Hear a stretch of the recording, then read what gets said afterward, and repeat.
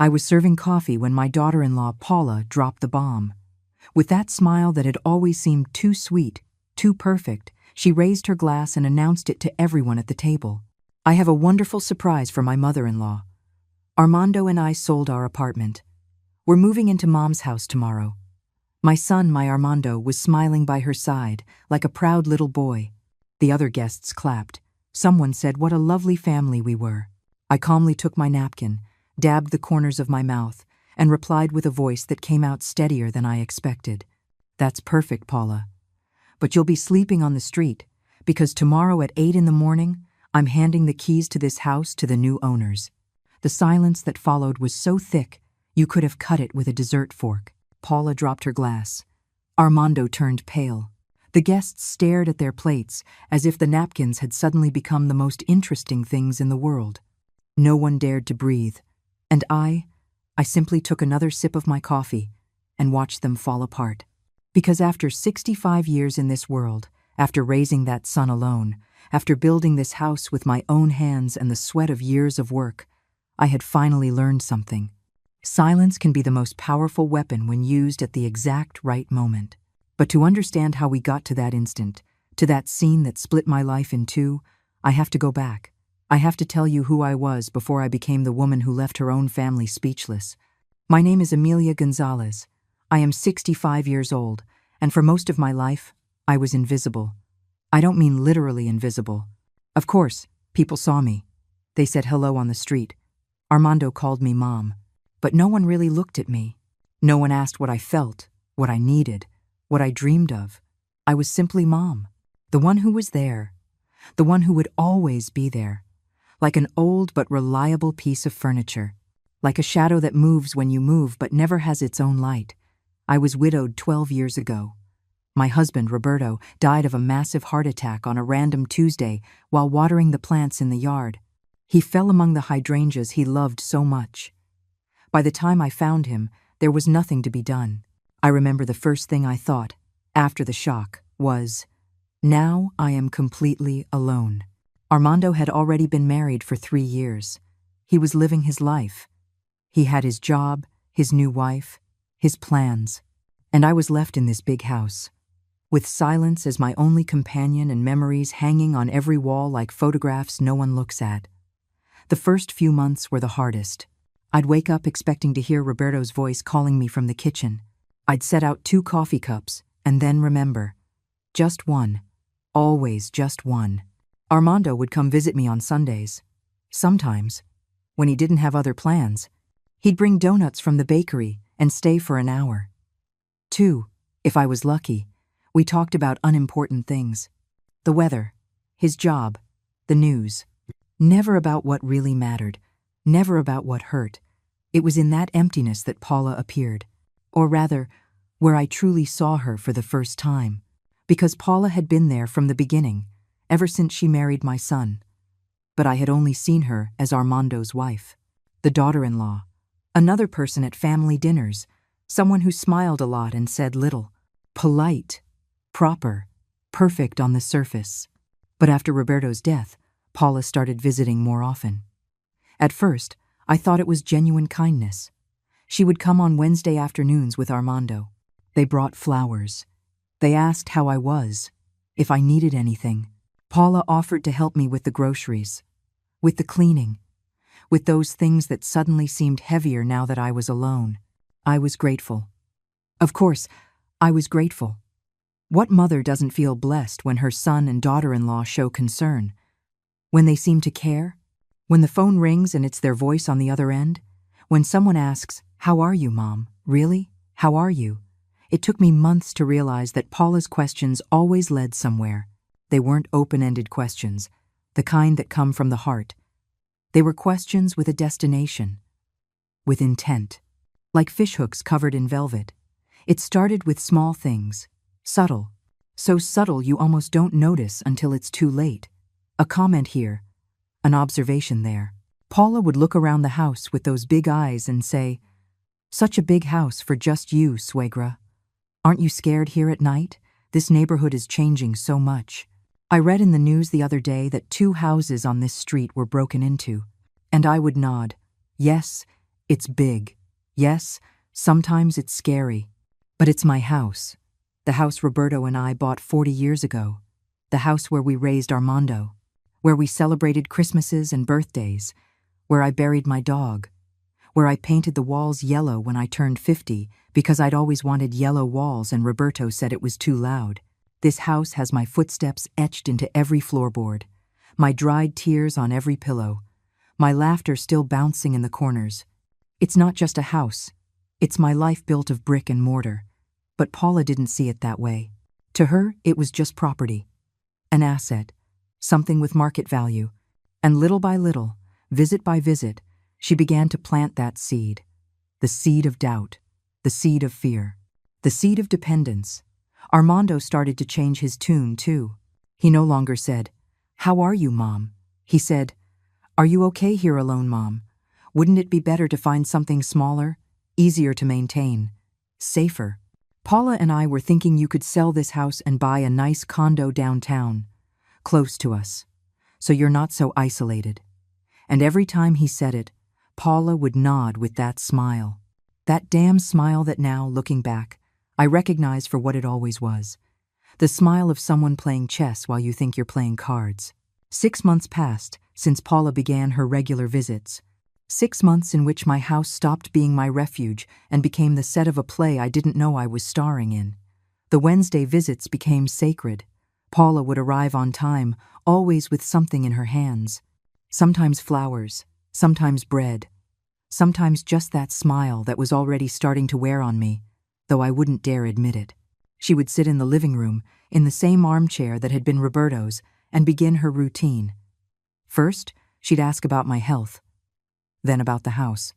Then she'd start with the stories, always stories about other people, neighbors, acquaintances, people I didn't know, but who apparently had lives full of tragedies that could serve as warnings for me. Mrs. Ramirez from the block behind us, she'd say, had to sell her house for almost nothing because she couldn't maintain it. Imagine, suegra, a whole life there, and she ended up in a nursing home because she had no other choice. If she had sold when she could still get a good price, she'd be comfortable now in a place more appropriate for her age. I listened. I nodded. I served more coffee. And inside, something told me these stories weren't accidental, that every word was measured, calculated. But I was good at ignoring my intuition. I had spent my whole life being good at ignoring the things I didn't want to see. Armando had changed, too. Or maybe he had always been this way, and I just hadn't wanted to see it. My son, my only son, the boy I nursed and raised and taught to walk, holding his hands in this very yard, now looked at me differently. He no longer looked at me like his mother. He looked at me like a problem that needed solving, like a responsibility that weighed him down. When he came alone, which was less and less frequent, he talked about money. "Mom," he'd say, "I've been thinking about your finances. This house must cost a fortune in maintenance. The yard, the heating bill in the winter, the roof that needs repairs. You could be using that money for yourself, to enjoy, to travel, to live better. Travel. That word was repeated a lot lately. Paula used it as bait. Imagine, suegra, if you sell this house, you could see Europe, or visit your sister in California. How long has it been since you saw her? 10 years, right? With the money from the sale, you could go whenever you wanted. And it sounded good. Of course it sounded good. Who wouldn't want to travel? Who wouldn't want to see their sister after 10 years? Who wouldn't want to be free from the weight of a big old house that sometimes, in the quiet nights, felt more like a prison than a home? But there was something they didn't understand. Or maybe they did understand, and simply didn't care. This house wasn't just walls and a roof. It was the only thing I had left of Roberto. It was the physical proof that my life had meant something, that I had built something solid, something real, something that couldn't just be erased because it was now inconvenient. The first time they mentioned concrete numbers was on a Sunday.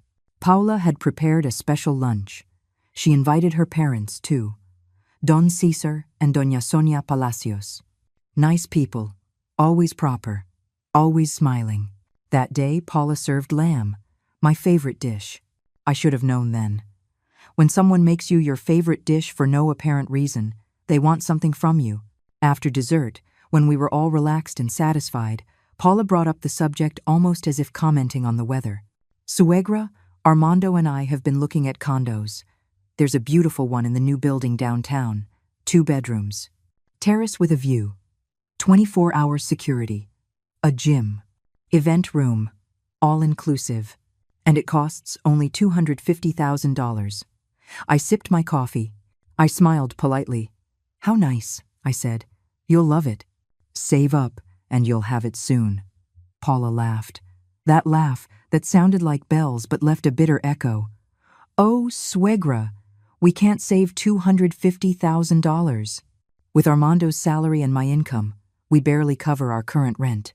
But we were thinking, your house is worth at least $400,000. You could sell it, buy yourself something comfortable for $150,000, and use the rest to help Armando buy us that apartment. We'd all win. You'd have something more manageable, and we'd finally have an asset." The silence that followed was uncomfortable. Don Cesar cleared his throat. Doña Sonia focused on her cup. Armando stared at his plate as if it were the most fascinating thing in the universe. And Paula watched me with those expectant eyes. Waiting for me to say yes. Of course.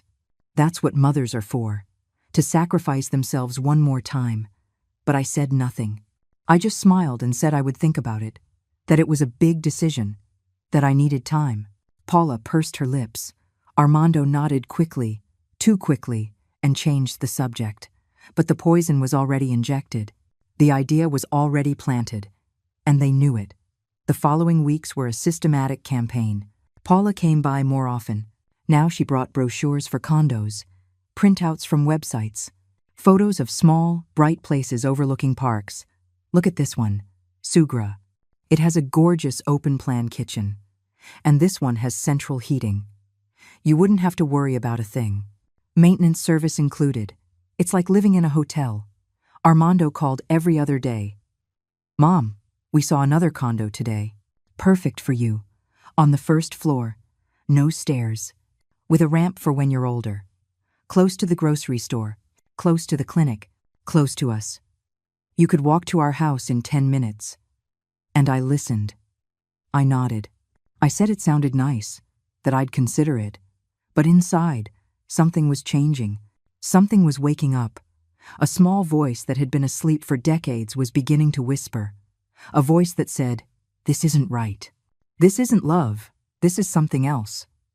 But I wasn't ready to listen to it yet. I still wanted to believe my son loved me, that my daughter-in-law cared about me, that all of this was genuine, that I was the ungrateful one for doubting, the selfish one for clinging to a big house when they needed help, when they, young and with their whole lives ahead of them, deserved to have their own place. That's how manipulation works. It doesn't arrive shouting. It arrives whispering. It makes you doubt yourself. It makes you feel guilty for wanting to keep what's yours. It makes you believe that being generous means giving everything away, that being a good mother means disappearing so your children can shine. And I was about to fall into that trap. I was about to sign my own sentence. Because one Thursday afternoon, after another visit from Paula filled with brochures and dreams that weren't mine, I picked up the phone and called a real estate agent. I made an appointment for him to come appraise the house. I hung up the phone and sat in the empty living room. I looked at the yellow walls, the photos of Armando as a child, the vase Roberto gave me for our 20th anniversary. And for the first time in months, I cried. I cried because I knew I was about to make the biggest mistake of my life. But I still didn't know how to stop myself. The realtor arrived on a Tuesday morning. His name was Daniel Ruiz, and he carried a black leather briefcase that smelled new. He walked through my house with a notepad in his hand, writing things down, measuring spaces, taking pictures with his phone. I followed him in silence, feeling like a stranger in my own home, as if it no longer belonged to me. As if just by making that call, I had started an irreversible process. "The house is in excellent condition, Mrs. Gonzalez," he told me as he checked the living room windows. "Prime location, large yard, 3 bedrooms, 2 full baths. I estimate we can put it on the market for $420,000, maybe $450 if we do some cosmetic upgrades. Fresh paint, change the door handles, modernize the kitchen a bit, $420,000. It was more than Paula had mentioned, more than I had imagined. For a second, I let the number float in my mind. I could buy something small for $150,000 as Paula had suggested. I'd be left with almost $300,000. I could help Armando with his apartment. I'd still have money left for me. To travel, to live without worries for the years I had left. It sounded reasonable. It sounded logical. It sounded like the right decision. So why did I feel like I was betraying myself? Why was every cell in my body screaming no, that this was wrong? That once I signed those papers, there would be no going back. I told Daniel Ruiz I would think about it, that I would call him in a few days. He left me his card and departed with a professional smile. When I closed the door behind him, I leaned against the wood, my heart beating too fast. I had crossed a line. I had taken the first real step toward surrender. That night, Armando called, as if he had known, as if Paula had some special radar that detected my moments of weakness. "Mom, how are you? You've seemed off lately. Are you eating well? Are you sleeping okay? Paula is worried about you. She says you look tired." "I'm fine, Armando. Just thinking about things." "What things, Mom?" "About the house. About what you said. About the condos." There was a pause. I could hear his breathing on the other end of the line. Then his voice changed. It became more animated, more hopeful. "Really, Mom? You're considering it? That's wonderful. Paula is going to be so happy. We saw another incredible place. It has 3 bedrooms. One could be for when you visit. You could stay with us on weekends. It would be like having a close family again." A close family. Those words lodged somewhere deep. What was a close family? Was it me selling my house to finance my son's dreams? Was it me making myself smaller so they could have more space? Was it me disappearing little by little until I became the grandmother who visits on weekends if there's room and if she's not too much trouble? The following days were a blur of conversations and subtle pressure. Paula came by every day now. She no longer waited for Wednesdays. She'd show up in the morning with fresh bread. In the afternoon with excuses just to say hello. Always with something new to show me. Always with another reason why selling was the best option. "Look, suegra." She brought photos of a condo that she said was perfect, on the 5th floor. Small but cozy balcony, gym in the building, and the best part, it's on sale. $135,000. You'd save $15,000 from what we thought. You could keep that extra money for emergencies. And there was more. There was always more. Paula had calculated everything. The maintenance costs I would save. The lower property taxes of a condo versus a house. The security of living in a building with a doorman. The convenience of not having to worry about the yard, the roof, the old pipes. She had an answer for every one of my doubts. She had thought of every detail. It was as if she had been planning this for months, and she probably had. Probably from the moment Roberto died and I was left alone in this big house, Paula had seen an opportunity, an untapped asset, a widowed, vulnerable mother-in-law who could be convinced, molded, directed where she needed. Armando also ramped up his calls. They weren't every other day anymore. They were daily. Sometimes twice a day. "Mom, we found the perfect apartment for us. It has a study. Paula could work from home. I could have an office for my things. But we need to decide quickly. The owner has other offers. If we want to secure it, we need to make a down payment of $50,000 in 2 weeks." $50,000. In 2 weeks. The urgency had suddenly appeared, like a summer storm. It was no longer whenever you want, Mom. It was no longer think about it calmly. Now it was now. Now it was immediately. Now it was, if you don't do this, you're going to ruin this unique opportunity for your son. And I felt the weight of that responsibility crushing me. Because if I said no, if I refused, if I clung to my house and my life, then I would be the selfish one. I would be the bad mother. I would be the one who put her whims before the needs of her only son. Paula started bringing her mother, Doña Sonia. The two of them would sit in my living room and talk about how hard it is for young people today. The expensive rents. The impossibility of saving. How lucky children were who had parents that could help them.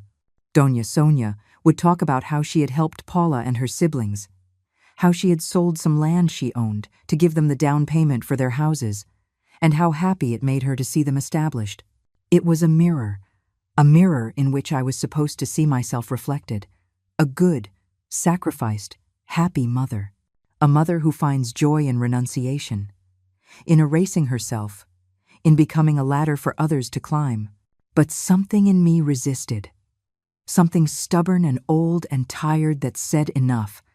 That said, not again. That said, I've already given enough. I've already been enough. I've already sacrificed enough. My whole life being a wife, being a mother, being the one who holds things together, the one who gives in, the one who makes herself small. And now that I finally had something of my own, now that I finally had my space and my time and my house, now I had to give that up, too. One afternoon, Paula arrived with papers. She had researched the whole process. She had spoken to a lawyer friend. She had prepared a draft of an agreement. Look, suegra, it's very simple. You sell the house, we help you find your condo. And you lend us $250,000 for our apartment. We'll call it a loan, so everything is legal. We'll pay you back in 10 years. $25,000 a year. It's totally fair. We all win. Loan. That word sounded official. It sounded safe. But I wasn't stupid. I knew what lending money to family meant. It meant never seeing it again. It meant that every time I mentioned it, I'd be the stingy one. The one who collects. The one who doesn't understand that family is family, and money shouldn't matter between family. I looked at the papers Paula had spread across my table. I looked at her expectant face.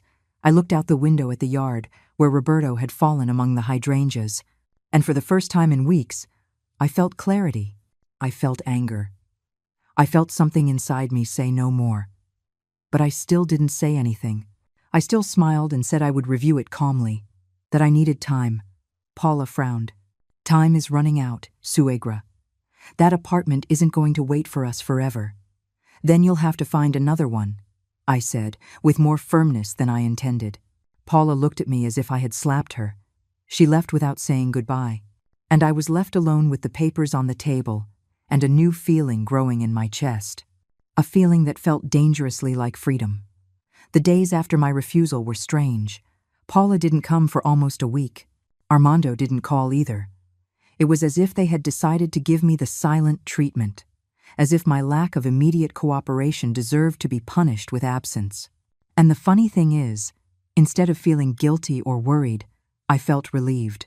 The house was mine again. The silence was peaceful again, not lonely.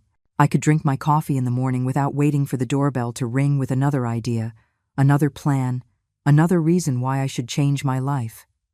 But the relief was short-lived, because Paula hadn't given up. She had only changed her strategy. When she returned, she no longer came alone. She brought Armando, and they both had long, worried faces, as if they were carrying the weight of the world on their shoulders. "Mom, we need to talk," Armando said, sitting on the sofa with that defeated posture that made him look like a child again. Paula sat next to him, taking his hand, looking at me with glassy eyes as if she were about to cry.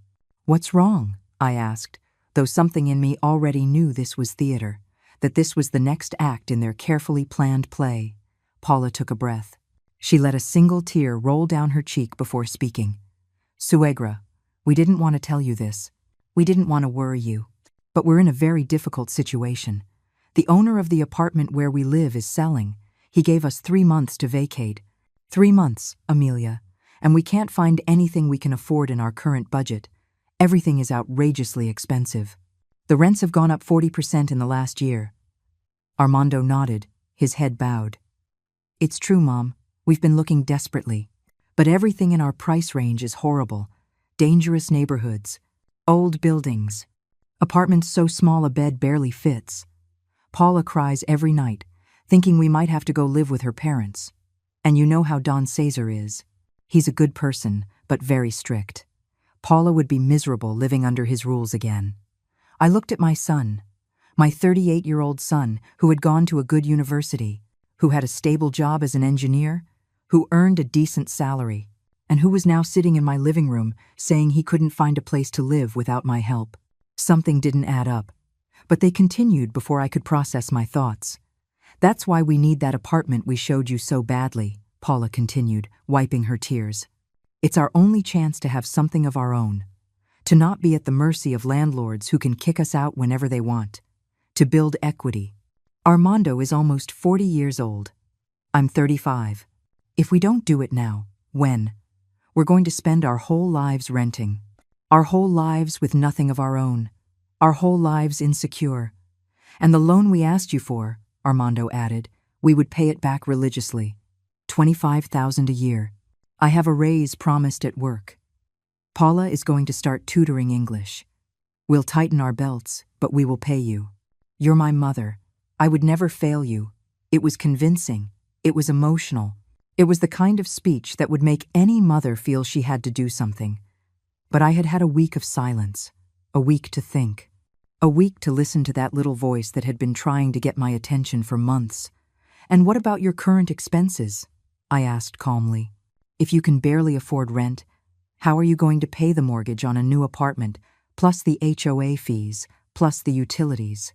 A $250,000 apartment with a normal mortgage requires payments of at least $3,000 a month. Can you afford that? Paula and Armando looked at each other. There was an awkward silence. That's why we need the loan to be interest-free, Paula finally said. And if you could give us the first 2 years as a grace period to get settled, that would be perfect. That way we could get organized financially. Ah, there it was, the interest-free loan, with a 2-year grace period, which meant that for 2 years they wouldn't pay me anything. And afterward, if afterward ever came, they would pay me $25,000 a year for 10 years. But the math didn't add up. $250,000 divided by 10 years was $25,000 annually. But with a 2-year grace period, that would be 8 years of payments, which meant over $30,000 a year. But they had said 25. The numbers danced and changed to suit their needs. And if I can't? I asked. If I don't sell the house, what will you do? The temperature in the room changed. Paula's jaw tightened. Armando looked at me with a mixture of pain and reproach. Mom, this isn't just about money. It's about family. It's about supporting each other. Dad always said family comes first, that you sacrifice for your own. Using Roberto's words was a low blow. Armando knew it. Paula knew it. And I knew it. But Roberto had also told me other things. He had told me to take care of myself, to not let anyone make me feel small, that my happiness mattered too. But Armando didn't mention those words, only the ones that suited him. I'll think about it, I said finally. Give me time. We don't have much time, Paula replied, her tone no longer soft. The apartment is going to sell, and our lease ends in 3 months. We need an answer in 2 weeks, max. 2 weeks. The rush again. The pressure again. The fabricated urgency, so I would make an emotional decision instead of a rational one. They left soon after. Paula didn't even pretend to be nice anymore. Armando kissed my forehead, but it was a cold kiss. Mechanical, like someone fulfilling an obligation. I watched them leave from the window, and something inside me broke. Or maybe it pieced itself back together. It's hard to tell the difference sometimes. That night I couldn't sleep. I tossed and turned, thinking about everything. About the years I had worked to buy this house. Roberto and I working double shifts. Me cleaning other people's houses so we could make the down payment. Living on the bare minimum to pay the mortgage. 25 years of payments until it was finally ours. Completely ours. No one could take it from us. It was our reward for so much effort. Our legacy. My security. And now I was supposed to just hand it over. Turn it into cash to fund the dreams of my son and his wife. Shrink my life into a $130,000 condo so they could have their $250,000 apartment. The math was clear. I lost space, security, and equity. They gained everything. But there was something else bothering me. During their visits over the last few months, I had noticed things. Little details that didn't fit with their story of financial hardship. Paula always had new clothes.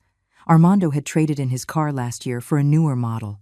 They went out to dinner frequently, according to their social media posts, which I checked sometimes, though I was embarrassed to admit it. They had gone on vacation to the beach 3 months ago. Pictures from expensive restaurants, nice hotels, drinks with little umbrellas, and yet they couldn't save for an apartment. They couldn't afford a decent rent. They desperately needed my help, or they'd end up on the street. Something didn't add up. Something smelled wrong. And I was finally allowing myself to smell that rot instead of ignoring it. The next morning, I did something I had never done. I called my sister, Lorena, in California. We hadn't really talked in 2 years. Short calls at Christmas, birthday texts, but nothing substantial. I told her everything. Every detail, every bit of pressure, every manipulation disguised as family love. Lorena listened in silence. When I finished, she let out a long, deep sigh. "Amelia," she told me with that firmness she always had, "they are using you. What you're describing isn't love. It's exploitation. And if you sell that house, you will regret it for the rest of your life. That house is your security. It's your independence. Once you hand it over to them, you'll be at their mercy. And believe me, the mercy of people like that is not a good place to be." My sister Lorena's words echoed in my head for days. They are using you. Exploitation. At their mercy. They were harsh words. Words that hurt because they carried truth. But there was still a part of me that wanted to believe she was exaggerating, that I was being paranoid, that my son couldn't be that calculating, that this was just a misunderstanding, a difficult situation where we were all trying to do our best. That illusion shattered 2 days later when Paula showed up unannounced. It was 8 in the morning. I was still in my robe, drinking my first cup of coffee. She rang the doorbell insistently until I opened it. She walked in without waiting for an invitation, a folder under her arm and a determination in her eyes that made me instinctively step back. "Suegra, we need to talk." "Seriously," she said, dropping the folder on the kitchen table. "A week has passed. I need an answer. The owner of the apartment is pushing. There are 2 other couples interested. If we don't make the down payment this week, we lose it. Paula, it's 8 in the morning. You haven't even said good morning." She looked at me as if I had said something absurd. "I don't have time for formalities, Amelia. This is important. This is your son's future. Either you care or you don't. It's that simple." The use of my name instead of Sugra hit me. The pretense of affection was gone. The mask of the sweet, respectful daughter-in-law was gone. This was the real Paula. The Paula who had been hiding under the smiles and the pastries and the kind visits. She opened the folder. There were more papers. Forms. Contracts. All of it already filled out with my information. My name, my address, the details of my house. Only my signature was missing. She had prepared everything. She had assumed I would say yes, that I would eventually give in, that a good mother always gives in. "I already spoke to Daniel Ruiz," she continued, pointing to the documents. "He's ready to put the house on the market today if we sign these papers. I also found the perfect condo for you, $120,000. It's cheaper than we thought. You save another $15,000. That extra money you could give to us for furniture for the new apartment. We need to furnish 3 bedrooms from scratch. $120,000. They had lowered the price again. And now they wanted money for furniture, too. The demand was growing. The piece of my life they wanted was getting bigger with every conversation.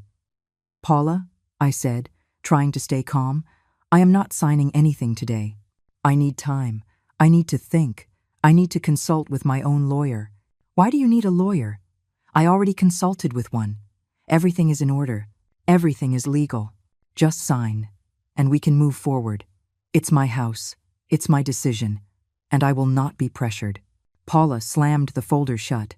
The sound echoed in the kitchen like a gunshot. She looked at me with a coldness that chilled my blood. "You know what your problem is, Amelia? You're selfish. You always have been. Armando tells me things. He tells me how, when he was a kid, you worked all the time.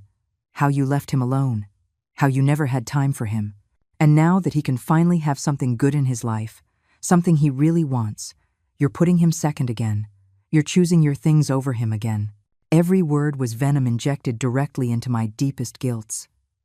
The years I had worked double shifts to feed him.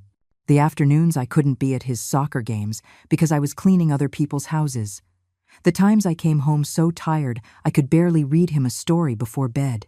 Everything I had done out of necessity, out of love, to give him a better future, was now being used as a weapon against me. "Get out of my house," I said, in a voice I didn't recognize as my own. "What did you say?" I said. "Get out of my house. Now." Paula looked at me with contempt. She picked up her folder. She walked to the door. But before leaving, she turned. "You're going to regret this," she said. "When you're old and sick and alone and you need help, you're going to remember this day. You're going to remember you had the chance to be part of the family, and you rejected it. Don't expect Armando to be there for you when you turn your back on us now." The door slammed shut with a bang that made the pictures on the wall tremble. I stood in the middle of my kitchen, shaking, the cold coffee in my hand. And for the first time in months, maybe years, I felt something I hadn't felt in a long time. I felt rage. Pure, clean, justified rage. That afternoon, Armando called. His voice was different, hard, controlled. "Mom, Paula told me what happened. How you treated her. How you threw her out of the house. I can't believe you were so cruel to her. She was just trying to help, to organize things to make it easier for you.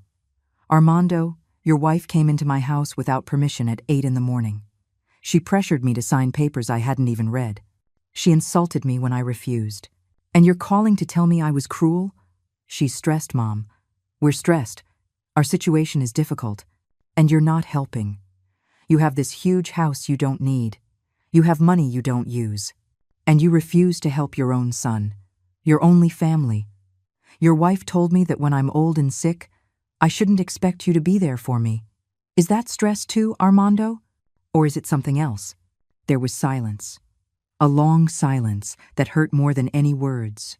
Because in that silence, I understood that my son was not going to defend me. He wasn't going to tell me Paula had crossed a line. He wasn't going to apologize. He had chosen a side. And it wasn't mine. "Mom, I have to go. I need to think. We both need to think about what we really want. If we want to be a family or if we want to be strangers." He hung up. My son hung up on me.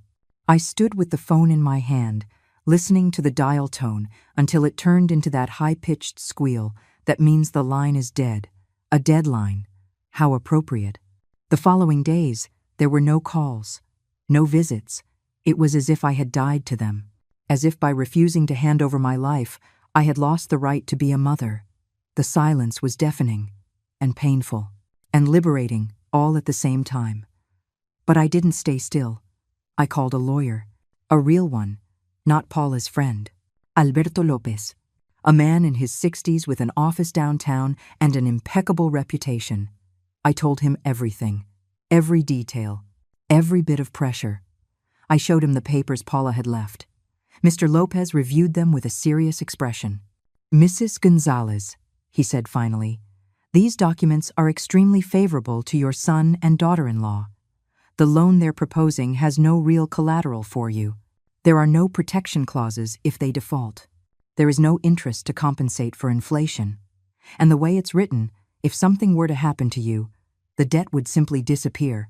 They would not inherit the obligation to pay, so if I die, they get to keep everything and owe nothing."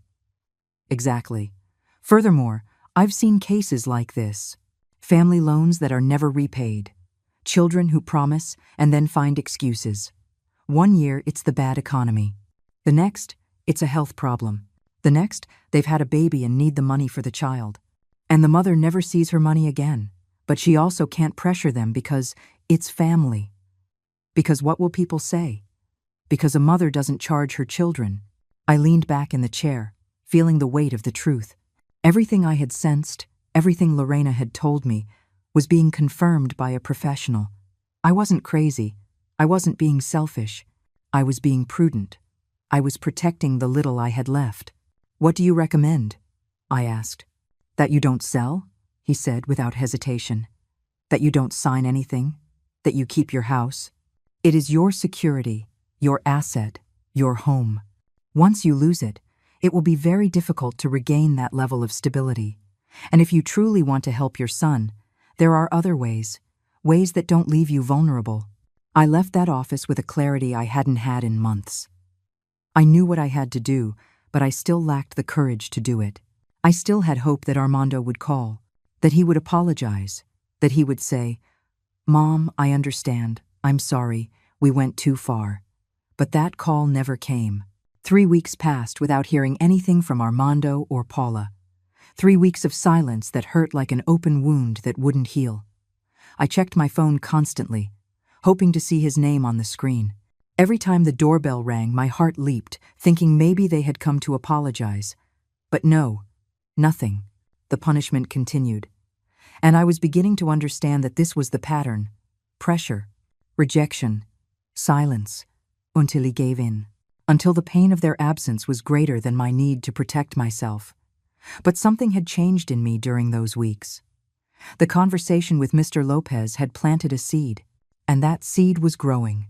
I had started to review my finances carefully, my savings, my expenses, the pension I received from Roberto, the income from the small retail space we rented out on the first floor of the house, something Roberto had built years ago, and that gave us a monthly income of $1,200. I ran the numbers, lots of numbers, and I discovered something interesting. If I sold the house for $420,000, as Daniel Ruiz had said, and bought a condo for $120,000, as Paula wanted, I'd be left with $300,000. Minus the $250,000 they wanted as a loan, I'd be left with $50,000, and a small condo. I would lose the retail space.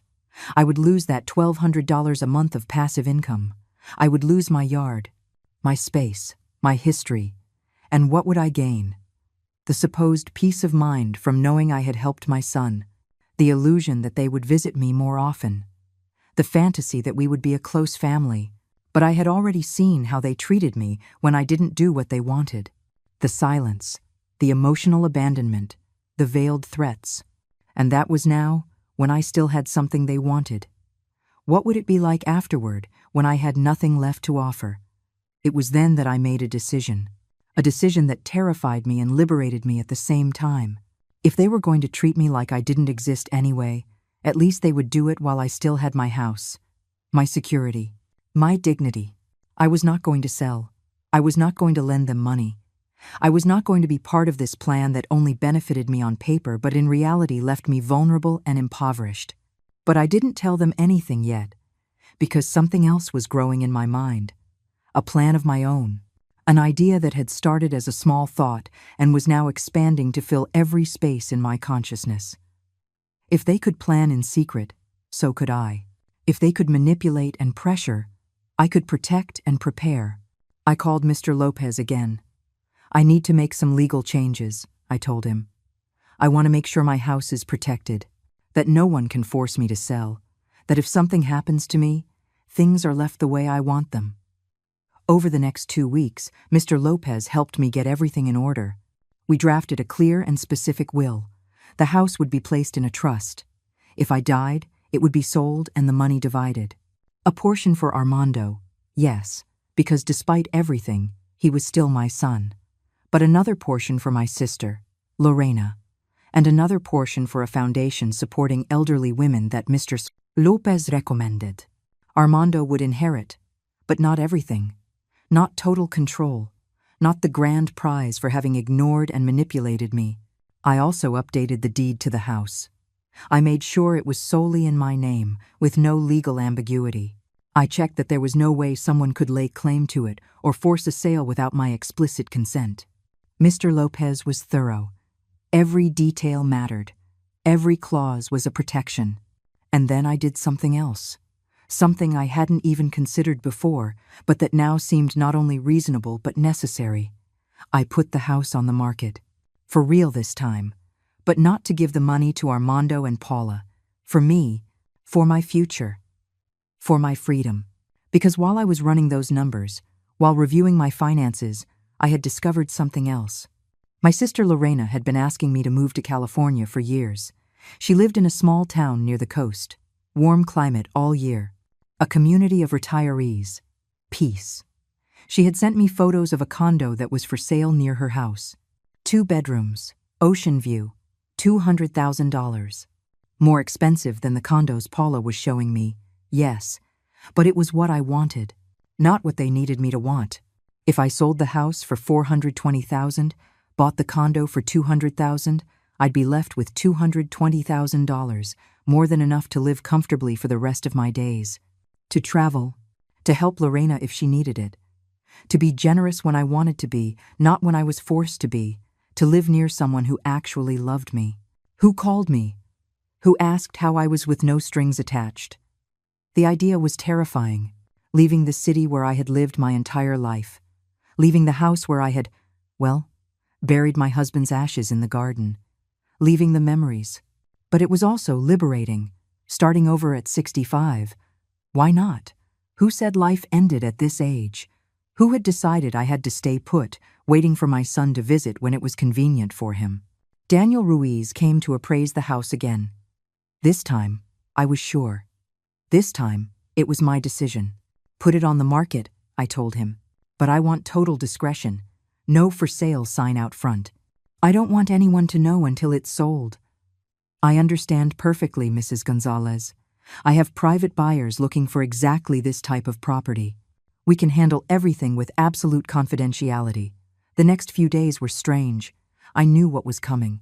I knew that eventually, Armando and Paula would be back. The silence wasn't sustainable. They needed something from me. And when people need something, they always come back. It was only a matter of time. That time came on a Thursday afternoon. Armando showed up at my door, alone, without Paula. He looked tired, worn out. He had dark circles under his eyes. He had lost weight. For a moment, my mother's heart softened. My boy, my son. He looked so vulnerably, so defeated. "Mom," he said, his voice cracking. "Can we talk? Please." I let him in. I made coffee. We sat in the living room as we had so many times before. But this time, there was a distance between us that hadn't existed before. An invisible but deep crack. "Mom, I'm sorry. I've been an idiot. Paula has been." Very insistent, and I let her pressure me. I let her pressure you. It wasn't right. I know that. But the thing is, we're desperate. We really are desperate. The owner of the apartment where we live raised our rent. $500 more a month. We can't afford it. And we can't find anything cheaper. The prices are impossible. I listened. I said nothing. I just listened. Because now I knew how to listen differently. I knew how to detect the manipulation even when it was wrapped in an apology. "I need your help, Mom.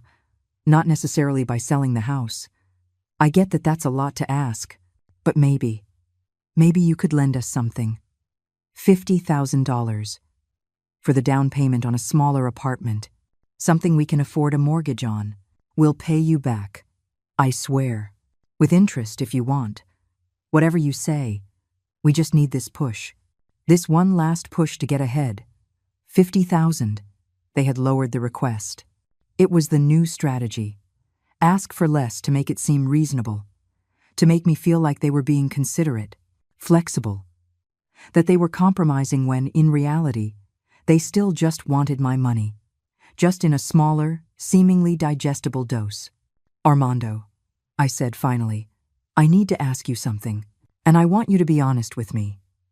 In these last few months, how many times have you called me just to see how I am, without asking for anything, without wanting something, just to talk?" He was quiet, staring into his coffee cup, and in that silence was my answer. Armando couldn't answer my question. He kept staring at his coffee, as if the answers were floating in the dark liquid. Finally, he looked up, his eyes glassy. "Mom, I love you. I've always loved you. I've just been busy. Life is complicated. Work is overwhelming. Paula needs attention. It's not that I don't think about you, but you don't call," I said, with a calmness that surprised me. "You don't ask how I am. You don't come to visit just because. You only show up when you need something. And now you come with this story that you're desperate. But 3 months ago, you were on vacation at the beach. 2 months ago, Paula had a new designer handbag. Armando, I'm not stupid. I'm old, but I'm not stupid. That's different, Mom. Those are small things. We have to live a little, too. We can't just be miserable all the time, saving every penny. But an apartment is different. It's a big investment. It's something we need help to achieve. And why does it have to be my help? Why does it have to come from my assets? From my security? Your father and I bought this house alone. No one helped us. We worked for years. We sacrificed. Why can't you do the same? Because times are different. Armando exploded, standing up. Because now everything costs triple. Because salaries don't keep up. Because your generation had it easier, and you don't want to accept it. You all could buy houses on a single salary. We can barely pay rent with 2 salaries. It's not fair that you have so much and you don't want to share. There it was, the real reason. It wasn't help they wanted. It was redistribution. It was the idea that what was mine was also theirs. That my years of work, my sacrifices, my security, all of it should be available to them because life was hard. Because they deserved it. Because I was selfish if I didn't hand it over. Armando, I said, standing up too. Your father died leaving me this house and a small pension. This house is my security. It's what allows me to live peacefully. If I give you $50,000, if I give you any amount, I am risking my future. And for what? So you and Paula can have an apartment you probably won't be able to maintain, because your spending doesn't match your income. I've been watching. I've been paying attention. And what I see is that you don't have an income problem. You have a priorities problem. That's not true, he said, his jaw tight. You don't know anything about our finances. You don't know what we spend or don't spend. I know Paula gets a new phone every year. I know you eat out at least 3 times a week. I know you have premium cable. I know Paula goes to the salon every month. I know a lot of things, Armando, because I've been paying attention. And what I see is a lifestyle that doesn't match the desperation you're describing. Armando looked at me as if he didn't know me, as if the submissive, accommodating mother he had always known had been replaced by a stranger who dared to question, to point things out, to refuse. I can't believe you're being so cruel, he said, his voice trembling, so calculating, choosing your money over your own son. Dad would be so disappointed in you. That was the final blow. Using Roberto against me. But this time, it didn't work. This time, I knew better. Your father, I said, my voice firm, taught me to value myself. He told me 1,000 times not to let anyone make me feel small, to take care of myself. He would be proud that I'm finally listening to that advice. Armando grabbed his jacket. He walked to the door. Before leaving, he turned. Fine, Mom. Keep your house. Keep your money. But don't expect me to be available when you need me. Don't expect calls. Don't expect visits. If you want to be alone, you're going to be alone. And he left. My son left, leaving that threat hanging in the air like toxic smoke. I closed the door behind him, and something inside me finally broke. I cried. I cried like I hadn't cried since Roberto's death. I cried for the son I had lost. Or maybe for the son I had never really had. For the illusion of family that had crumbled. For the loneliness that awaited me. But among the tears, there was something else. Relief. Clarity. Freedom. Because I didn't have to pretend anymore. I didn't have to pretend this relationship was healthy. I didn't have to carry the guilt of disappointing someone who only valued me for what I could give them. That night I called Lorena. I told her everything. Every detail of the conversation. Every hurtful word. Every veiled threat. Lorena listened in silence, and when I finished, she said something I will never forget. Amelia, sometimes losing someone who didn't value you is actually gaining yourself. Come to California. Start over. There are people here who truly love you. No conditions. No agendas. And in that moment, I made the final decision. I would call Daniel Ruiz tomorrow. I would fast-track the sale of the house. I would move to California.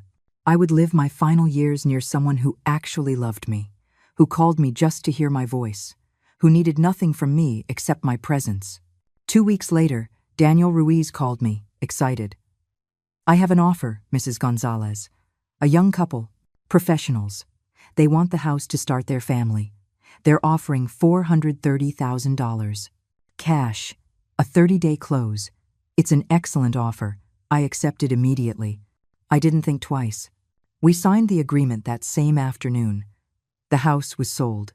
My new life was beginning. And Armando knew nothing. Paula knew nothing. Because they didn't need to know. They were no longer part of my decisions. Lorena was ecstatic. She started looking into the condo she had shown me. It was still available.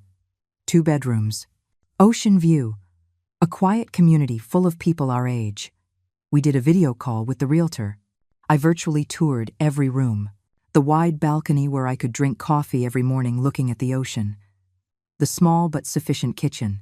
The master bedroom with big, bright windows. It was perfect. It was mine. It was my choice. I made the offer. $200,000.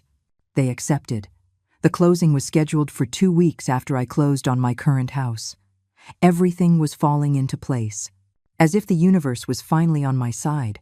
As if all those decades of sacrifice were finally being rewarded with this chance to reinvent myself. But there was still one loose end. Armando and Paula still knew nothing. They still weren't speaking to me. The silence continued. And I knew they would have to find out eventually. I couldn't just disappear without saying anything. Although a part of me wanted to. I wanted to just leave and have them discover my absence by accident. To have them ring the doorbell one day and find strangers living in what had been my house. But that wasn't my style. It never had been. So I made a decision. I would tell them. But not in private. Not in a conversation where they could manipulate me or make me feel guilty. I would do it publicly. I would make it official. I would do it in a way that left no room for argument. I decided to host a dinner. A family dinner. I would invite Armando and Paula, Paula's parents, Don Cesar and Doña Sonia. A few close neighbors who had been witnesses to my life for decades. It would be my farewell. My announcement. My closure. I sent them the invitation via text message. Dinner at my house on Saturday at 7 o'clock in the evening. I have an important announcement to make. Please confirm if you will attend. It was brief, direct. No explanations. Armando replied after 2 hours. We'll be there. You're finally going to do the right thing, Mom. I read that message and smiled. He thought I had finally caved. That I had made them wait long enough and was now ready to announce I would sell the house and give them the money. That this dinner was my surrender, my white flag. He had no idea how wrong he was. He had no idea that the woman who had raised him, the submissive and accommodating mother, had died sometime in these last few months. And in her place, someone new had been born. Someone who had finally learned that loving herself wasn't selfishness. It was survival. Saturday arrived faster than I expected. I spent all morning preparing the dinner. Not because I wanted to impress anyone, but because I needed to keep my hands busy. I needed to do something to stop me from overthinking what I was about to do. The faces I would see, the words they would say, the storm I was about to unleash. I prepared the lamb that Armando loved so much as a boy, mashed potatoes with butter, fresh salad, homemade bread, a tres leches cake for dessert, a full meal, a farewell dinner, though they didn't know it yet. I set the table with the white tablecloth I only used for special occasions. I took out the good china, the crystal glasses that had belonged to Roberto's mother. Everything had to be perfect, because this would be the last time this table would see a family gathering in this house. The guests started arriving at 7 o'clock on the dot. First, my neighbors arrived. Don Ramon and Doña Tatiana Morales, who lived 3 houses down. Then Doña Lucia Lopez, my next-door neighbor who had been my friend for 20 years. Good people, people who knew me for real, who had been there in good times and bad, without expecting anything in return. Armando and Paula arrived 15 minutes late. She was beaming. New dress, perfect makeup, brilliant smile. Armando looked different too, more relaxed, more confident. It was obvious they thought tonight was their victory, that they would finally receive what they had been waiting for, what they believed they deserved. Paula hugged me with fake enthusiasm. Suegra, what a joy to be here. The house smells delicious. We missed you so much these past weeks. Didn't we, Armando? Armando nodded, kissing my cheek. Yes, Mom, we missed you. And we're so excited about your announcement. We knew you'd eventually understand, that you'd see things from our perspective. I just smiled. I said nothing. I invited them in. To sit down. I served wine. We made small talk as everyone settled in. Don Cesar and Doña Sonia Palacios arrived last. Paula's parents brought flowers and a bottle of expensive wine. They sat next to their daughter with those satisfied smiles of parents who know their little girl is about to get what she wants. When everyone was seated, when the glasses were full and the plates served, I took my place at the head of the table, in the spot that had always been Roberto's. I looked at each person present: my son, my daughter-in-law, her parents, my neighbors, my friends. And I felt a strange peace, a calm that came from knowing I was doing the right thing for me. Well, I said, raising my glass slightly, thank you all for coming tonight. I know some of you are wondering why this dinner, why this gathering, so I won't make you wait any longer. I have an important announcement to make, something that will change things for all of us. Paula leaned forward, her eyes sparkled with anticipation. Armando watched me expectantly.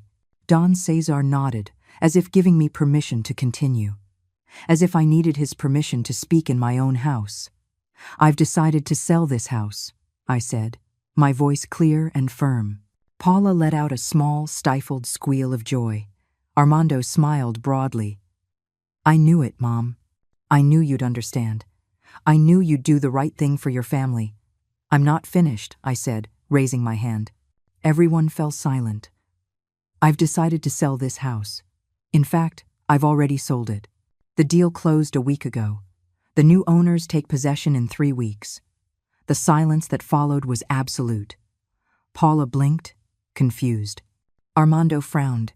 You already sold it? He asked. But we were going to help you with that. We were going to find buyers. Negotiate the best price. I already found the best price, I replied. $430,000. 10,000 more than the first appraiser estimated. I am very satisfied with the sale. Paula found her voice. Her tone was no longer sweet. 430,000. That's wonderful, suegra. So with that, you can buy your condo and still have more than enough left over to help us with ours. In fact, you could lend us 300,000 and you'd still have 130,000 for yourself. It's perfect. It's more than we expected. I took a sip of my wine. I let the silence stretch for another moment, savored their growing discomfort. I am not lending you anything, I said finally. Not 300,000, not 50,000, not a single dollar. Paula's expression changed completely. Shock, disbelief, rage beginning to form behind her eyes. What did you say? I said I am not lending you any money. In fact, I'm moving to California. I've already bought a condo there, near my sister Lorena. Ocean view, 2 bedrooms. $200,000. I'm moving in a month. Armando turned pale. Mom, this is a joke. Right? You're playing a joke on us. It's not a joke, Armando. It's my decision. My life. My money. And I've decided to use it on myself. On my happiness. On living near someone who actually loves me without conditions. Paula stood up so abruptly her chair fell backward. This is ridiculous. This is selfish. How can you do this to your own son? To your family? We spent months waiting. Months planning our future, counting on you. And now you just decide, no? That you're going to California to live your life as if you have no responsibilities here? My only responsibilities are to myself, I said, standing up as well. For months, you pressured me. You manipulated me. You made me feel guilty for wanting to keep my own house. You told me I was selfish for not wanting to fund your dreams. You threatened to abandon me if I didn't do what you wanted. And you know what I discovered? That I was already abandoned. That you only looked for me when you needed something. That to you I wasn't a mother. I was a bank account. That's not true, Armando shouted, standing up too. We love you. We just wanted your help. We wanted you to be part of our lives. Then why didn't you call me once in 3 weeks? Why didn't you come visit just to see how I was? Why was every conversation about money? About the house? About what I could give you? Tell me, Armando, when was the last time you asked me how I was feeling, what I was thinking, what I wanted? Not what you wanted me to want. What I truly wanted. Armando couldn't answer. He opened his mouth, closed it. He looked at Paula, searching for help. But Paula was furious. Too furious to be strategic. You know what, Amelia? We always knew you were selfish. Armando warned me. He told me his mother was like that she only thought of herself. But I didn't believe him. I thought I could make you see reason, that I could teach you what it means to be a family. But I see I was wrong. You are a bitter old woman who would rather have her money than her own blood. Paula. Doña Sonia intervened, clearly uncomfortable. Maybe this isn't the time. No, Mom, it is the time. Someone has to tell the truth. She made us waste months. Months we could have used looking for other options. She made us believe she would finally help us. And now she hits us with this. That she's going to California. That she's buying her Ocean View condo. While we're what? Still stuck in a rental we can't afford. Looking for apartments we can't buy. Because our mother-in-law decided her comfort is more important than our future. Your future is not my responsibility, I said calmly, though I was trembling inside. You are adults, professionals, with jobs, with incomes. If you can't buy a property, it's because your priorities are wrong. Because you spend on things you don't need. Because you want to live beyond your means. And you thought I was going to subsidize that lifestyle. But I won't. Doña Lucia, my neighbor, spoke for the first time. Amelia is right. I've seen how you two have treated her these past months. The constant visits. The pressure.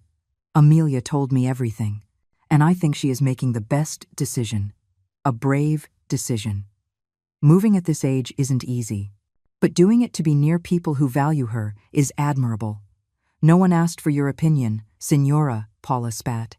You are in my house, I said, my voice like steel, and you will speak to my guests with respect, or you will leave right now. Paula looked at me with pure, undisguised hatred. Without the mask of the sweet daughter-in-law, this was her real face, and I was glad to finally be seeing it. To know I hadn't been crazy. That my intuition had been right all along. Let's go, Armando, Paula said, grabbing her purse. I'm not staying here to be insulted. Armando looked at me one last time. There was pain in his eyes. But there was something else, too. Resentment. Disappointment. And I knew I had lost my son. Or maybe I had never really had him. Armando and Paula left, slamming the door so hard it made the pictures on the wall tremble. Don Cesar and Doña Sonia stayed a few minutes longer, clearly ashamed of their daughter's behavior. We are so sorry, Amelia, Doña Sonia said sincerely. We didn't know things had gone this far. Paula told us a different version.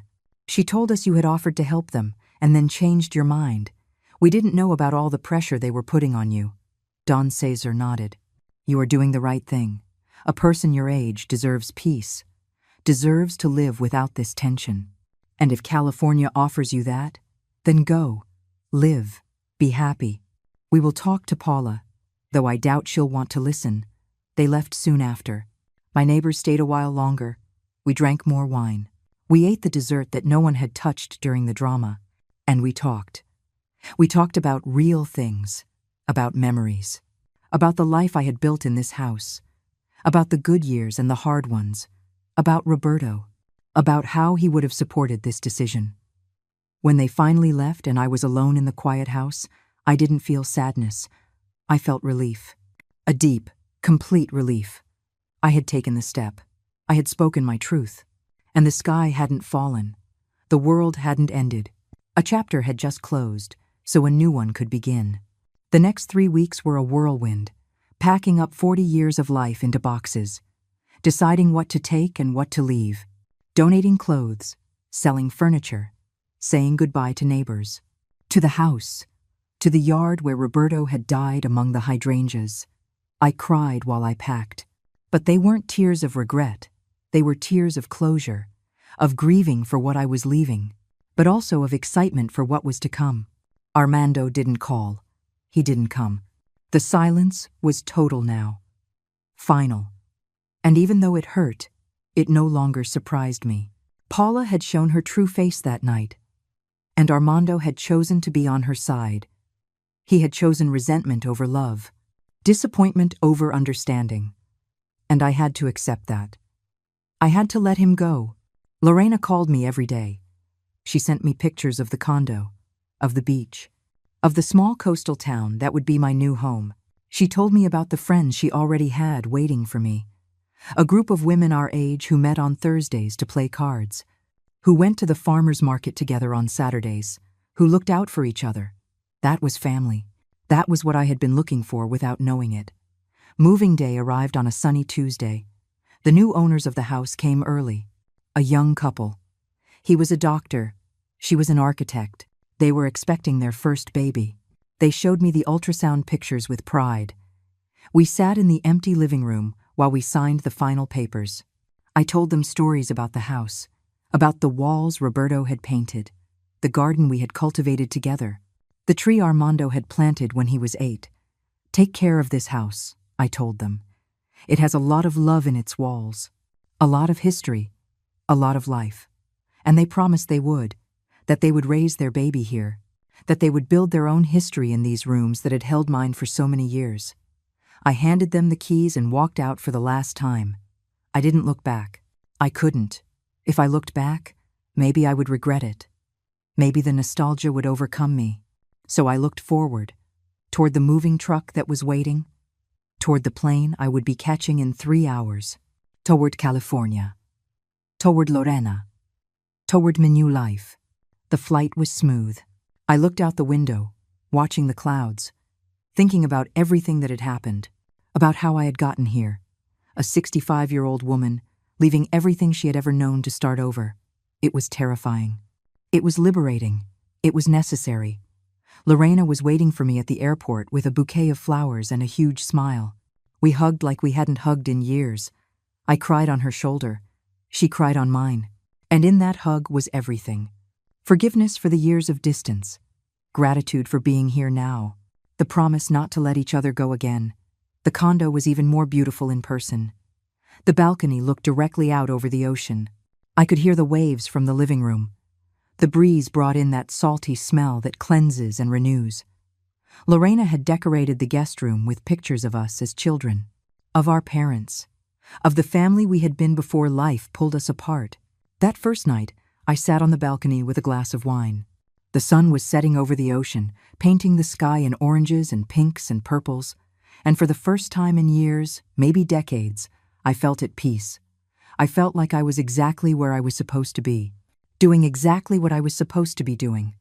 My phone rang, an unknown number. I hesitated to answer, but something made me do it. It was Don Cesar. "Amelia," he said, his voice tired. "I just wanted you to know that Paula and Armando had to move in with us. They couldn't pay the rent increase, and they are already causing problems. Paula complains about everything. Armando is bitter. They realize now that maybe you were right, that their priorities were wrong. But it's too late now. You're in California, and they are here, living with the consequences of their decisions." I thanked him for the call. I wished him luck, and I hung up, and I didn't feel satisfaction. I didn't feel that joy of revenge. I just felt sadness for my son, for the choices he had made, for the life he could have had if he had chosen differently. But those were his lessons to learn, his path to walk. I couldn't save him anymore. It wasn't my job to save him. The following months were about adjusting, meeting Lorena's friends, joining the Thursday card game, walking on the beach every morning, learning to live again, not as a mother, not as a widow, just as Amelia, as myself, with my own desires, my own decisions, my own life. Armando finally called 6 months later. His voice was different, more humble, smaller. "Mom," he said, "I'm sorry for everything. I'm sorry for how I treated you. I'm sorry I prioritized money over you. I'm sorry I let Paula manipulate me. You were right. Our priorities were all wrong. Living with Paula's parents, it made me see that. It made me see a lot of things. I listened. I didn't interrupt. When he finished, I took a deep breath. Armando, I said, I forgive you. But forgiveness doesn't mean going back. It doesn't mean things can be the way they were. You broke my trust. You broke our relationship. And that takes time to heal. If it ever does, I know, Mom. I understand. I just wanted you to know that I'm sorry. That I miss you. That maybe someday, if you want, we can try to rebuild something. Not what we had, but something new. Something more honest. Maybe, I said, someday. But right now, I need to keep focusing on me, on my healing, on my life here. And you need to focus on yours, on fixing your marriage, on learning to live within your means, on growing up. We hung up with vague promises to talk soon, but I knew soon might never come, and I was okay with that. I had learned that letting go wasn't abandonment. It was liberation. It was allowing everyone to live their own lives, make their own mistakes, find their own way. Now, sitting on my balcony looking at the ocean with Lorena by my side, I can say I made the right decision. I got my life back. I got my dignity back. I got my peace back. And even though the path was painful, even though I lost my son in the process, I gained something more valuable. I gained myself. To the women who read this story, who are living through similar situations, I say this: it is never too late to choose yourself. It is never too late to say no. It is never too late to protect what is yours. The guilt they make you feel for setting boundaries is manipulation disguised as love. Real love doesn't demand. It doesn't pressure. It doesn't threaten. Real love respects. It supports. It celebrates your decisions, even when it doesn't understand them. And if you have to let someone go to find your peace, even if that someone is your own blood, do it. Because at the end of the day, the person you have to live with forever is yourself. And you deserve to live in peace. You deserve to live without guilt. You deserve to live happily. I raise my glass to the setting Sunday, to this new life I built from the ashes of the old one. To the women who, like me, found the courage to say enough.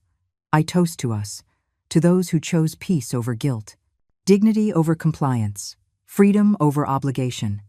I toast to those who finally said, I matter too.